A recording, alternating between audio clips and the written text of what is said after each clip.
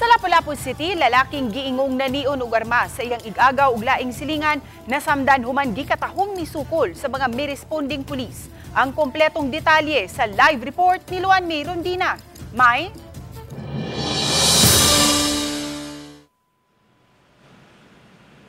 Ses nahiagom og dakong samad pinusilan sa tuong bukto ng suspitsado human kini gikatahong unang namusil sa mga niresponding pulis. Tipik kini sa video nga nakuha sa usa sa mga residente sa Sitio Pool, Barangay Bangkal, pasado alas 4 kagahapon sa hapon, dihang giingong nagkasinukliay na og bala ang suspitsado ug ang mga personnel sa SWAT ug TMRU sa Lapu-Lapu City Police. Matod ni Police Captain Niron Ivan Zarzuelo, PIO sa Lapu-Lapu City Police Office, nakadawat og tawag ang Police Station 5 gikan sa usa ka concerned citizen nga may armadong lalaki sa Sitio Pool nga nanion og armas. I-responde ang atong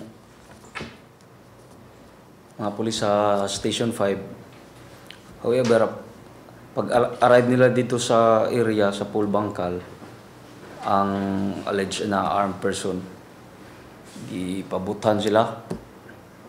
Munang nagtawag sila back up.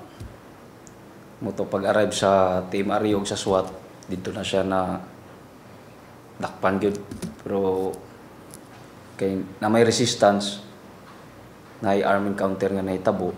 Gisubay sa RTV Balitang Bisdak ang dapit na hitabuan apan wa na sa dapit ang duha ka mga lalaking gitiunan sa suspitsado aron unta makuha ang ilang habig apan pulos kini wala sa ilang mga panimay. Ang usa kanila igagaw sa suspitsado.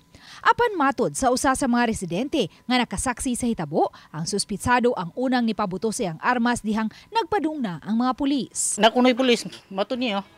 So dagan siya dung kuha lang kay 45 miyang armas. Dia buto dari pong, puro nakuyawan ko kay namudra, itungtong ko. Buto dra. Nagan tong mga anak na ko, mga asawa. Yun. At sunan nagkuan sa kanang dito sa unahan, napabuto na pod. Nisangpot pa kini sa ginukdanay paingon sa sudlunong bahin sa Sitio Pool hangtod nga na-neutralize sa mga sakop sa SWAT ang suspitsado human naigo ang tuong bukto niini. Wala hinoy samdan sa habig sa mga pulis.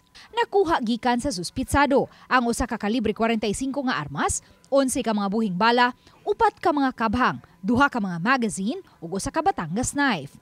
Ang suspitsado kinsa naka-hospital arrest gikatahong operahanan ang bukton karong adlaw. Allegedly, kuwan daw ni siya, kanang sanay, kanang badlungon dito ba, sa ilang lugar.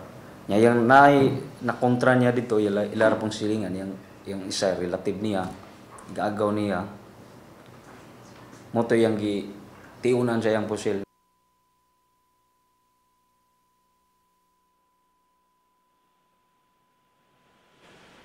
Ses karon lang yung hapon napasakaan na og kasong attempted murder ug kalapasan sa Republic Act 10591 kung paghupot og dili lisensyadong armas ang suspitsado. Ses, daghang salamat, Luan May Rondina.